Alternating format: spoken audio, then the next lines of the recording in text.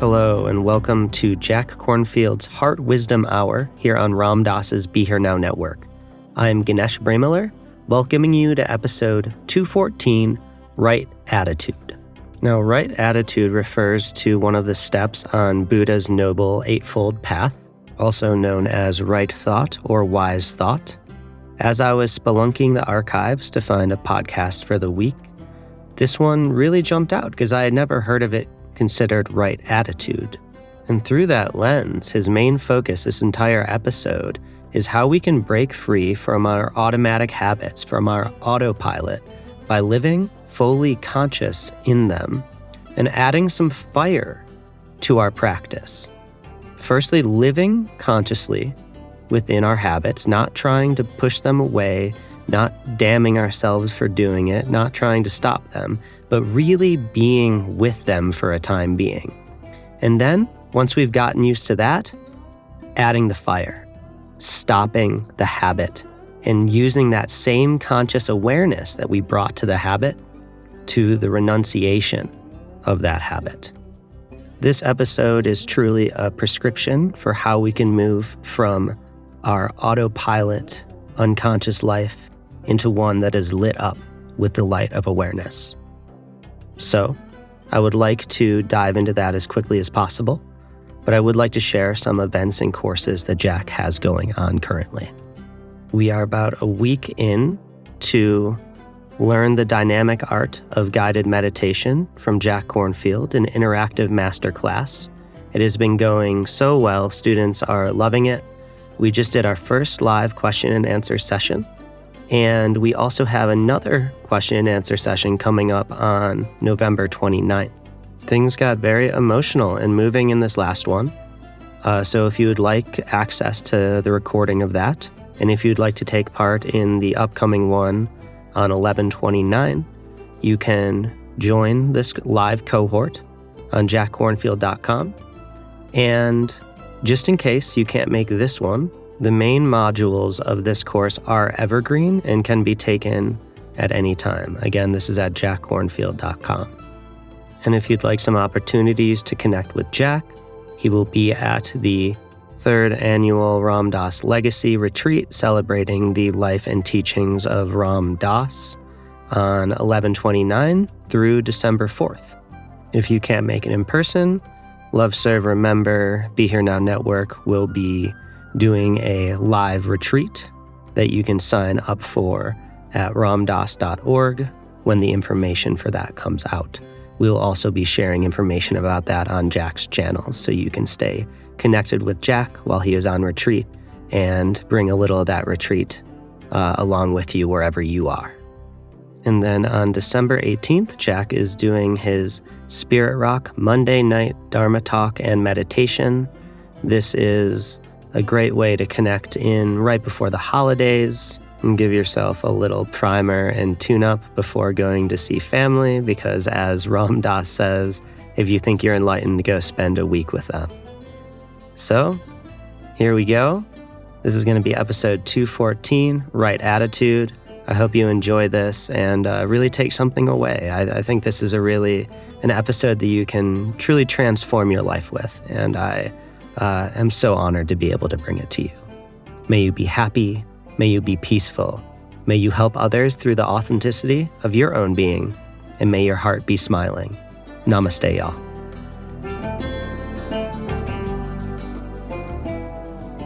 What is important in this group is two things, actually.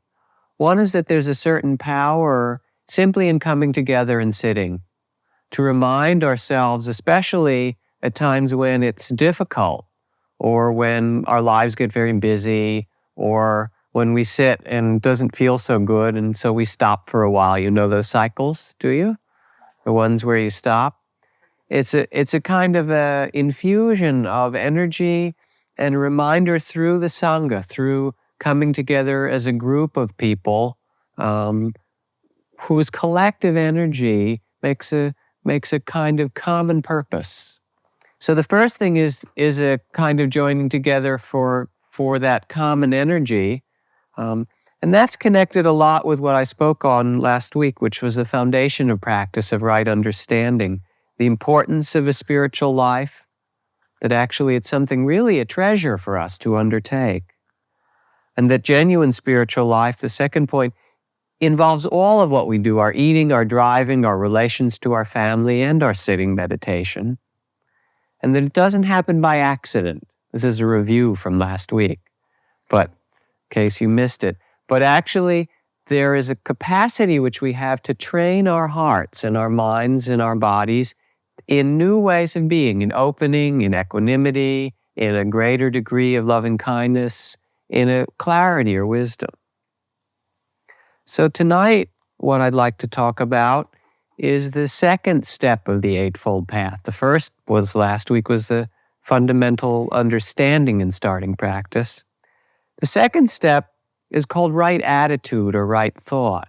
And for these talks, for a few weeks anyway, I'm going to give some regular talks, and then maybe we'll have some more interactive discussions. There'll be discussion time tonight too, but just as a way of establishing a certain framework for practice. So one's decided that spiritual practice is worthwhile for some reason or whatever, and that understand that it's not, doesn't mean we have to go off in the monastery, but that our household life, our driving, our interpersonal relations, they are our practice, and that it requires some working with. So then the next level or the next step in this is right attitude or right thought, it's called. One sees the value in inner life and sees that, frankly, our happiness is based on our heart considerably more than it is external circumstances. And there can be difficulties around, and if the heart is open or clear or understanding, we can be happy. We can be in the midst of beautiful circumstances and be miserable, be lonely or depressed or whatever. And that our happiness, which we seek, is really a function of our heart. So interior life. There's a letter which I've read at retreats sometimes. I'll reread part of it from George Wald, the Nobel Prize-winning biologist at Harvard. He was replying to this issue about whether there should be a sperm bank for Nobel laureates, so they could make more of themselves or something. Some irate feminist wrote into the newspaper and said, "Sperm bank, there should be an egg bank. What is this?" And he responded to her. He said, "As a biologist, you're absolutely right, Pauline. It takes an egg as well as a sperm to start a Nobel laureate. And say all you want of fathers, their contribution to conception is really rather small.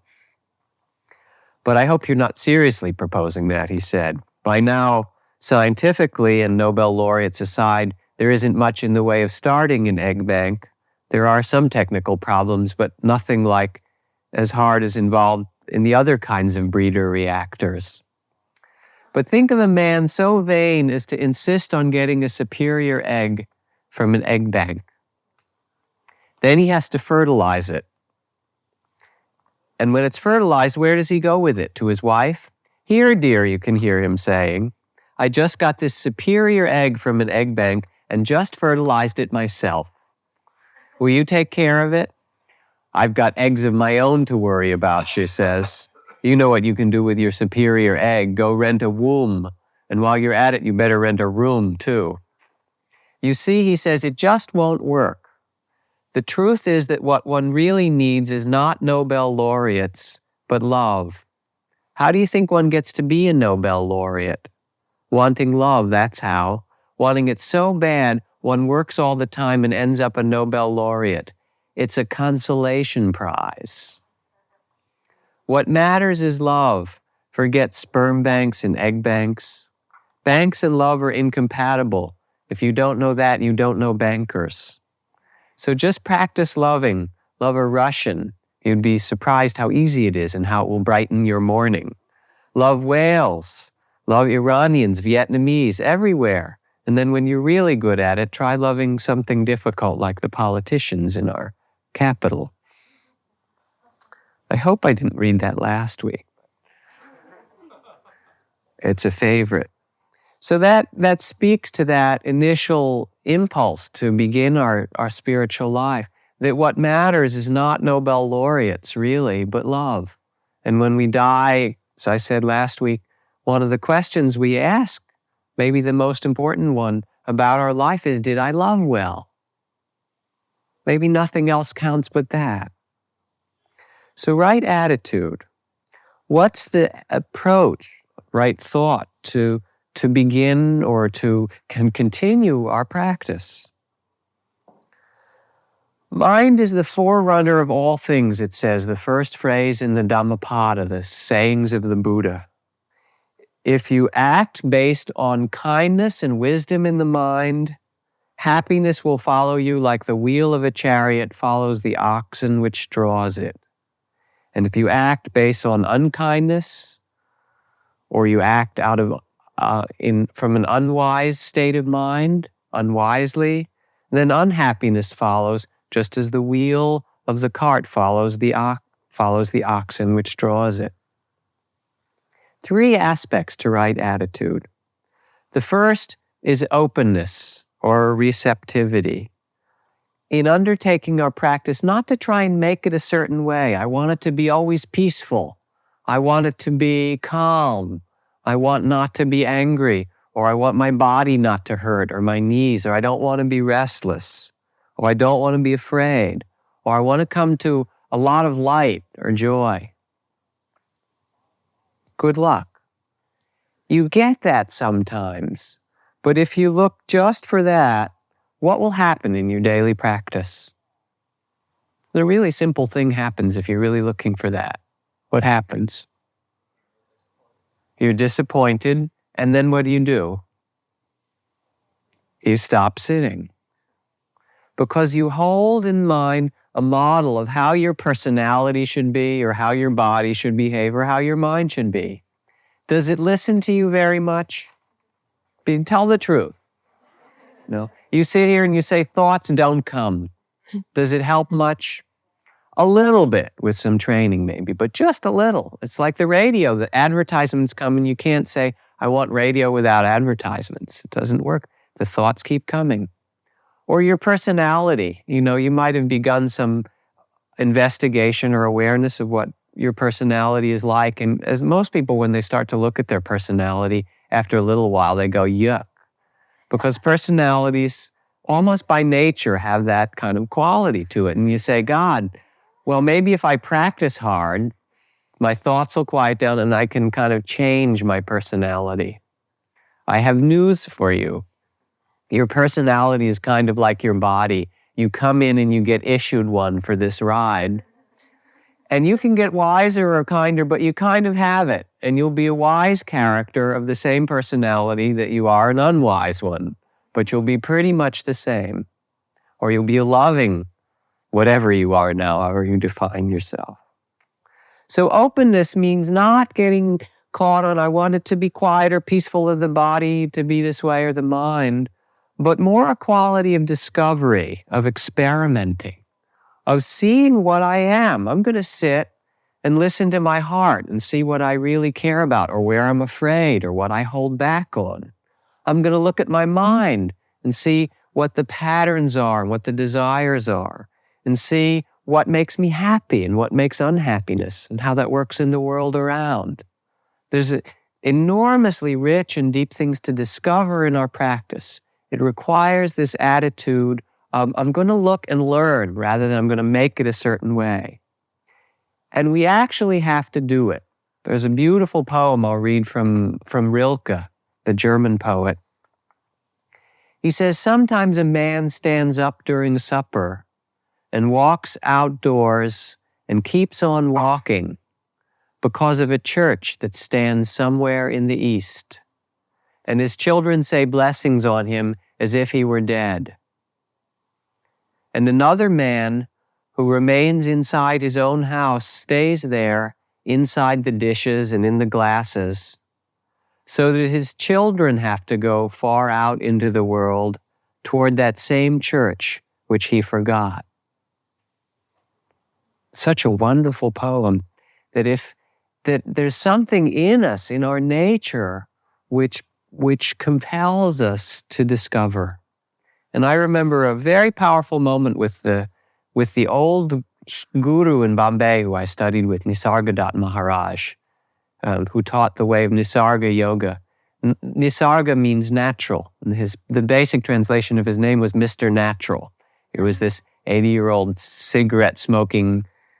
He had a little cigarette stand on the streets. He just happened to be a fully enlightened cigarette salesman. But anyway, one day we were in the room about this big, and his disciple, and people coming in asking questions. He was kind of like a combination of Krishnamurti and Fritz Perls. He would put you on the hot seat when you came in and ask you about your spiritual life. Somebody came in and asked a question and was a little dissatisfied and left. Another person raised their hand and they said, Maharaj, what will happen to that person, to that man or that woman who came and asked this question and left? Is it all over for them in this life? I mean, they didn't stay. Here you are, a great guru. They weren't interested. They went home. And he twinkled at that moment. He really lit up.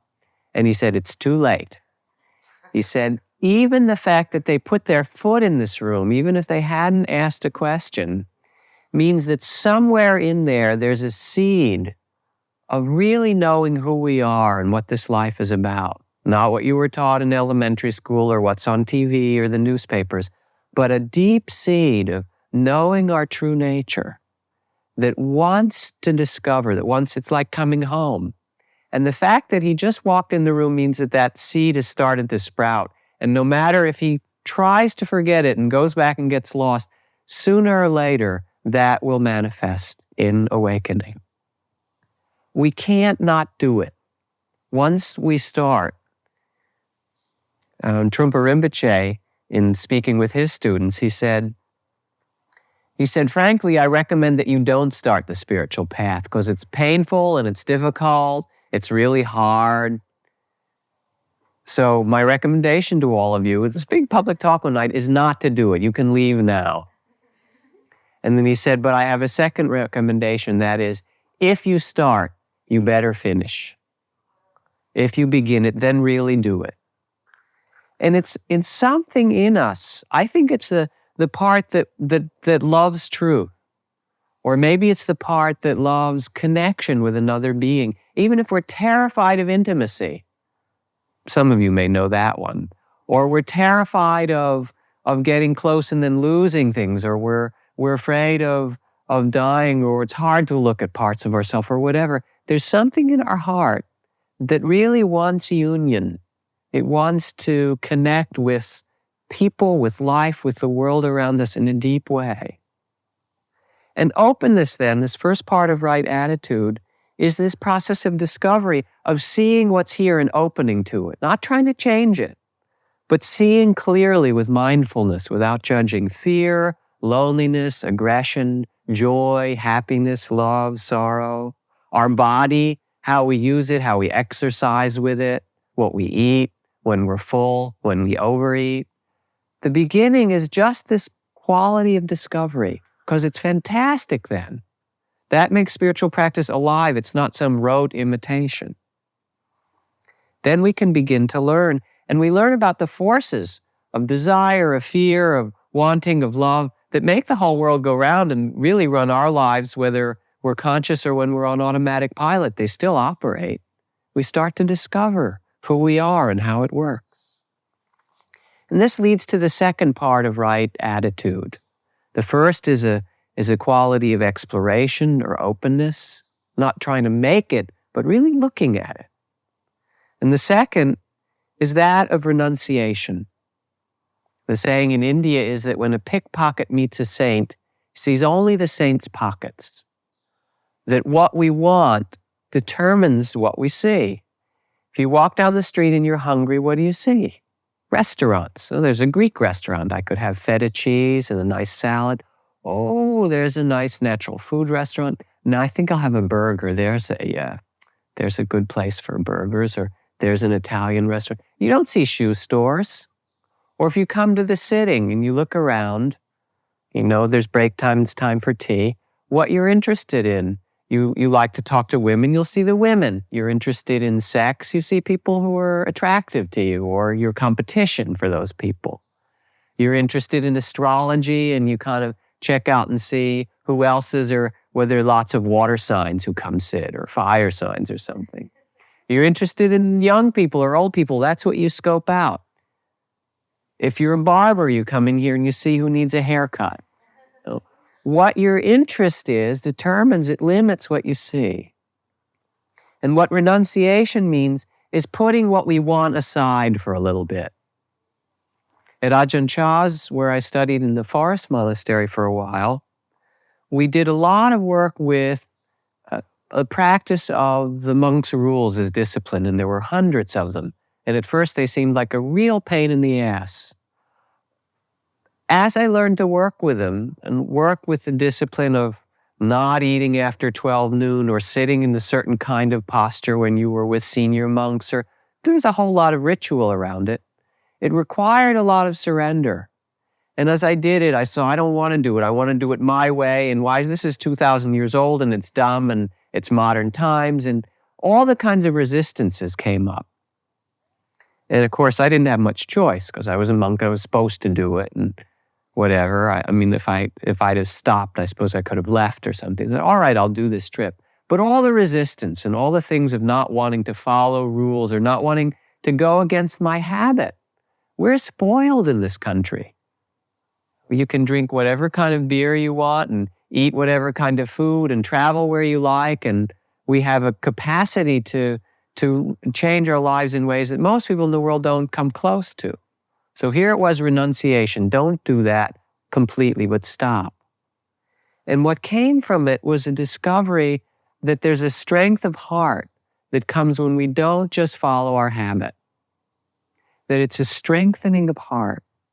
And it brings a kind of sense of well-being or purity or something.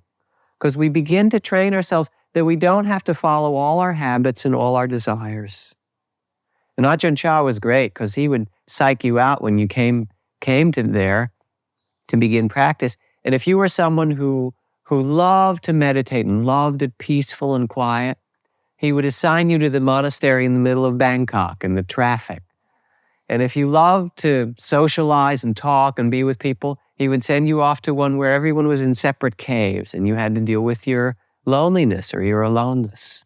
And the style of practice, which really is relevant to our lives, was to look into that which we're afraid of, which we run away from, or which keeps us moving all the time, where we're afraid to stop. It requires a little fire. Practice has some fire. If it doesn't have fire, it's not interesting. Yeah, you sit and you hold hands at dinner, you do a little om, and it's kind of peaceful, and you eat. It's not very interesting. There's a fire. It transforms your body. It transforms your heart. It makes you feel your loneliness and your desire, and you look at the places that you hold tension in your body and what it means to be unhappy or to be happy, to look at your suffering, to look at your expectations. That's juicy. That's interesting. And that's where liberation comes. So this second step is renunciation. It means beginning to work with areas of our life where we've been unconscious and which we know. I mean, I could go around the room and just ask you, and you could all name off the things that could use a little work. Not because it's bad or anything, but because you can empower yourself through it.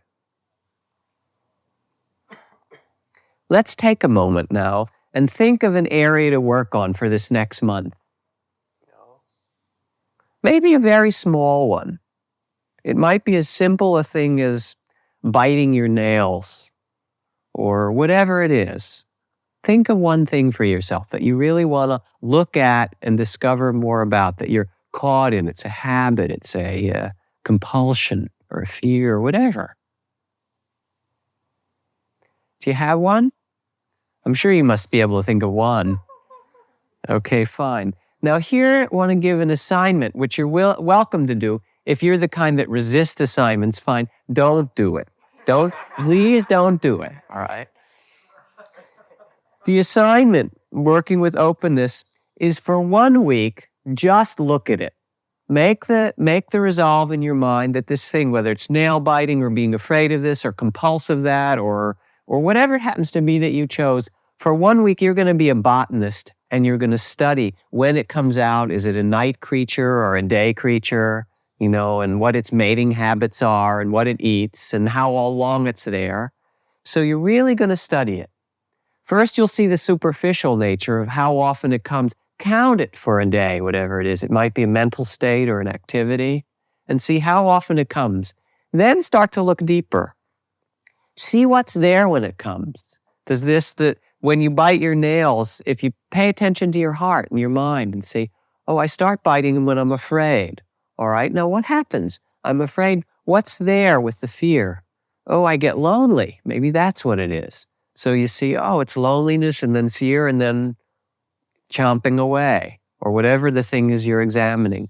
So let yourself take a week and go from the activity itself, really seeing how often it comes and what it's like, and also look at the heart and the mind under it and see if you can discover the mental states that come and see how they come and go. Let it be a practice of a deeper insight than that even. You see the content, you see the sources of it in your feelings, and then also you see how the action and the mind states and all of them come like clouds for a little bit and they pass away. So that's your assignment for 1 week, is to study it. Then the second week's assignment, which I'll give you tonight in case you don't come next week.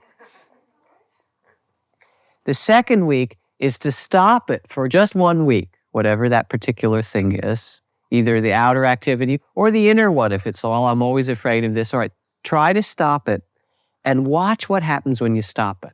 Not because it's bad or you're going to get rid of it completely, but then make your observation and your experiment to see what mental states and what experiences come when you don't do that. Does this give you some sense of what I mean by fire or being willing to work with yourself? It's discovery. It's not that that's bad. You may do it for the rest of your life, but you can begin to sense this capacity of inner strength, of directing our attention and concentrating the mind and seeing with more clarity. And we start with little things and we see how we're bound. It's really the question of bondage and liberation, from biting your nails to the deepest inner things. You start to see what it is that creates bondage and how we can discover this resource we have to be freer inside. We become, as Ram Dass put it, connoisseurs of our neurosis. It's not that the neurosis goes away necessarily, but you have, oh, wow, look at that example. Isn't that fantastic? I really did it that time. And there's a sense of humor that you can bring to it. Well, when you observe after a while, either there comes despair or humor, depending which you want to pick. After a while, you get tired of despair and you see, my God, there it goes again. And you sort of, all right. So the first thing was a right attitude was openness. That it's not a thing of I'm going to perfect myself and make the perfect personality and the perfect body and the perfect mind. I don't know anybody like that.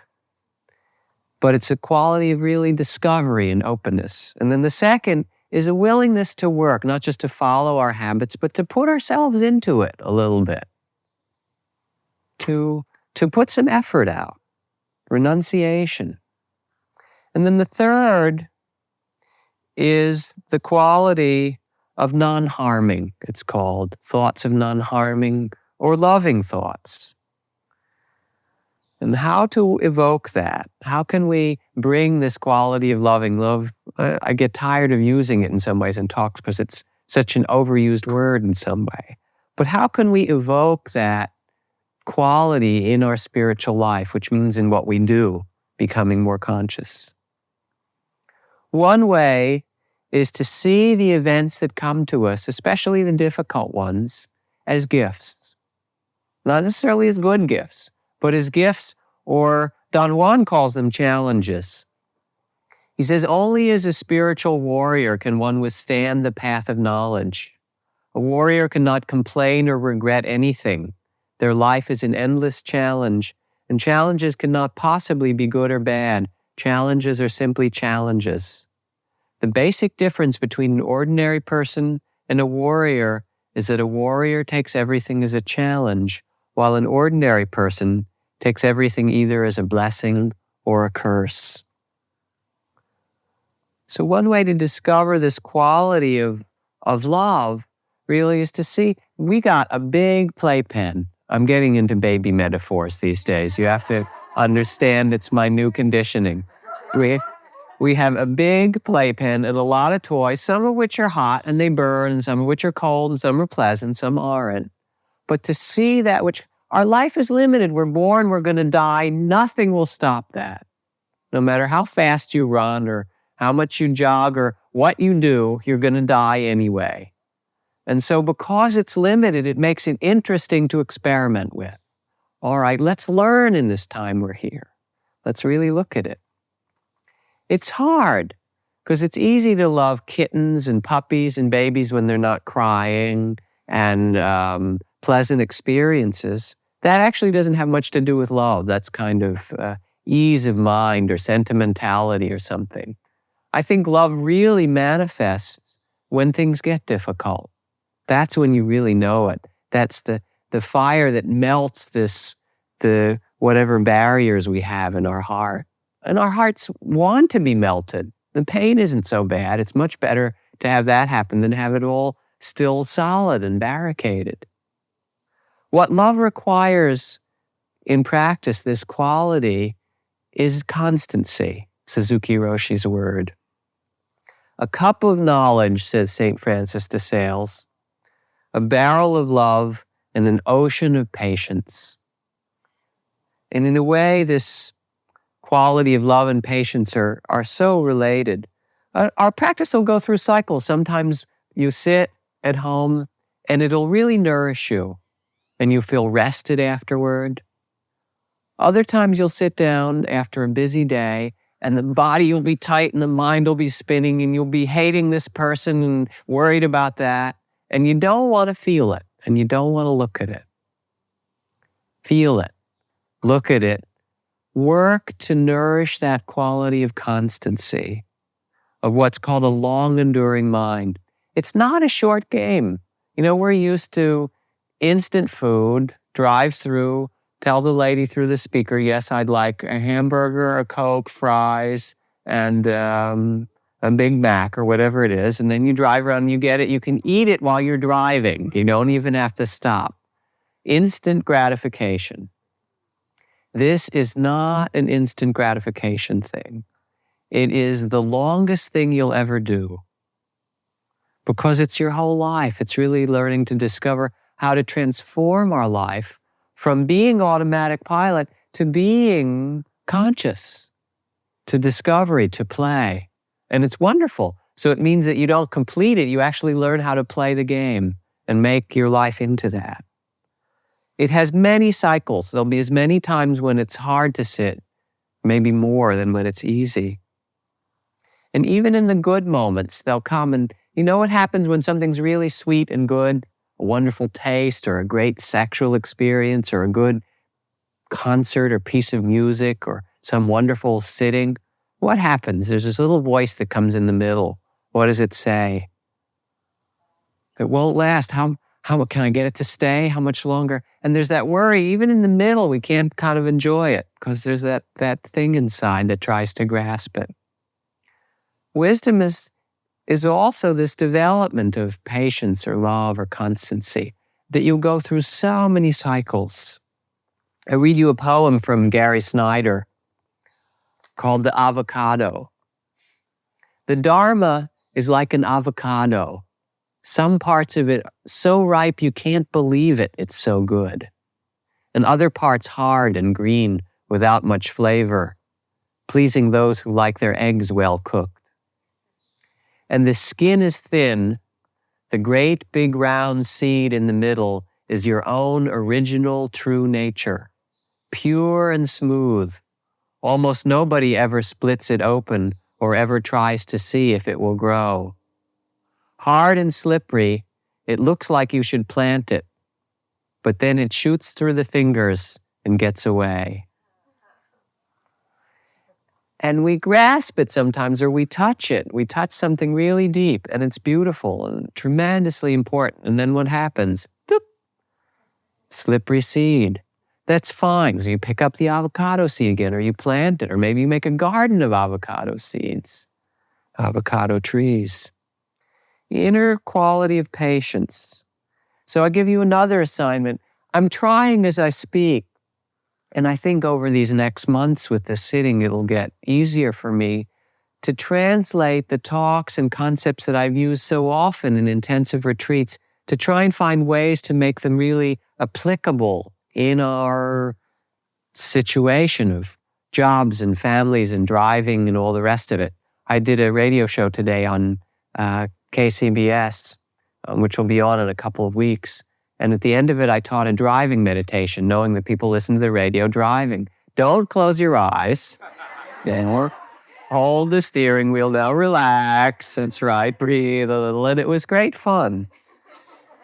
But that's the quality of beginning to make what we do into our practice through this openness or discovery, rather than some ideal that's spiritual and that all it does is discourage us, through some willingness to renounce or a little fire.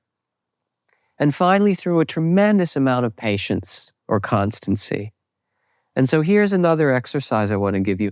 Pick one day next week, and maybe next time we'll have a little pairing at the end and see who did it, and just share with one another in a pair what you discovered. So you better do it.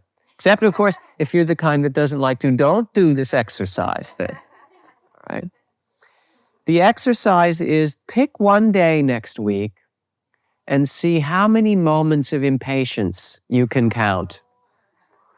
Even if you get to 500, don't judge them, don't try and make them go away, but in one day of your life, see how many impatience you can count. Okay? 50, 200, 500. We'll have a contest. The person who comes with the most moments of impatience they saw in a day will get a prize. I won't tell you what the prize is, all right?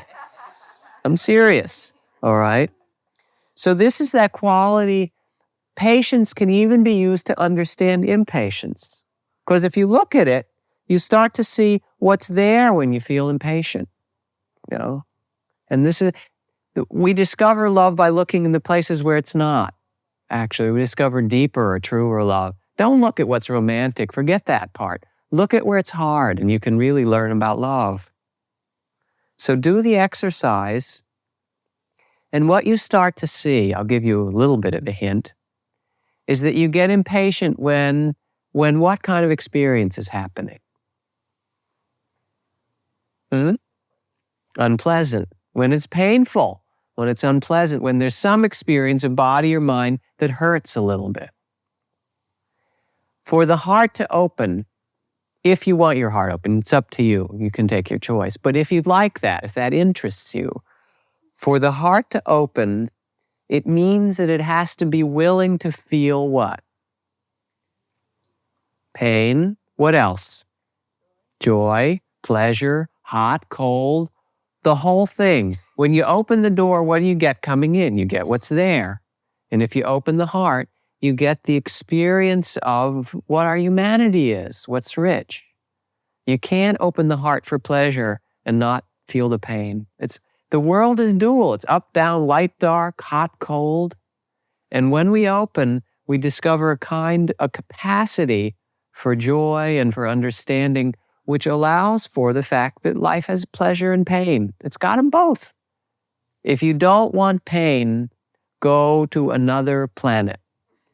Because this one has light and dark and sweet and sour and hot and cold and pleasure and pain. That's the game. If you want your heart to open, study your impatience. It's a fantastic place to look. Count it through a day and just see what the things are that evoke it as you look. Don't try and change it. And see, there's wonderful things you can learn from it. So I read you one more thing, and then we'll close in a second and have some questions. This is from the Sufis again. Overcome any bitterness that may have come because you were not up to the magnitude of the pain that was entrusted to you. Like the mother of the world who carries the pain of the world in her heart, each one of us is part of her heart, and therefore each is endowed with a certain measure of cosmic pain. You are sharing in the totality of that pain and are called upon to meet it in joy instead of self-pity. And it's not a judgment, but it's rather realizing we have this capacity we have a beautiful capacity to suffer. And we have a beautiful capacity to love. And we have a beautiful capacity to open to the richness of our experience, which has all that in it, what's joyful and what's unpleasant. So that the attitude of practice is really, it's like a flower blossoming. And you've started, so it's happening anyway, but you can help it. You can give a little plant food to it, or you can water it. By sitting every day, you water it. And the plant food and the nourishment comes from the Sangha, from coming together and listening to the Dharma and discussing it and getting those extra kind of nutriments that help you when you work in your daily life. If we do that, then we can find the Dharma that's true. We can work with it in traffic on 101, in our kitchen with our children, in our office, and in the times of our inner solitude. And then things really do become rich and wonderful. So I hope it wasn't too preachy tonight. I speak in a way to remind myself of these things that they just make it a lot better to live. It's not that you should do it, but these are just laws of what makes life richer or happier in some way. And so I want to close by telling one more story, and then we'll have some questions and a little discussion, some announcements. The story, which to me is a wonderful illustration of openness, is of a man, a physician, Larry Brilliant, who was involved in the smallpox campaign to put an end, which was successful, to smallpox in the world. And he was working in India, in the last areas where there was still smallpox, in Nepal and India, in the villages. And almost everyone had been inoculated, and there were some few small areas where it still existed. And they had to go in, because if they didn't, then it would spread and the whole thing would start all over again around the world. And there's blindness that comes from smallpox, and terrible disfiguration and brain damage in certain cases. And so it was really a very important thing. Well, they went to this village, and the village refused to be inoculated. They said that smallpox came from God, and God brought both disease and life, and that had to be honored as it came. And here's this guy, Larry Brilliant, who's a very devoted spiritual person, and these people are saying it's from God. And he has to make some choice. Well, he and the people with him, they say, God or not, we don't want another 100,000 children next year to be blinded in the world by smallpox. And so they went into the village at night with their jeeps, and they went first to the house of the chief. And the doors were barricaded, and they broke the doors down, and they went in with nurses and doctors, and they wrestled the chief and his wife, who was actually tougher than the chief apparently, to the floor, these health workers, and they gave them their shots, and they were screaming and saying no, no, and whatever. And for him, it was terribly traumatic, because his values had been that you respect the religion of all people and so forth. It's not, working in spiritual practice, it's not so black and white. It's not so easy. I'm sure you've seen that, haven't you? Making choices.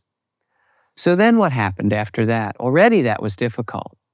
So they're sitting there, and after inoculating the chief and his wife and the family, then following that, the village was easy to inoculate.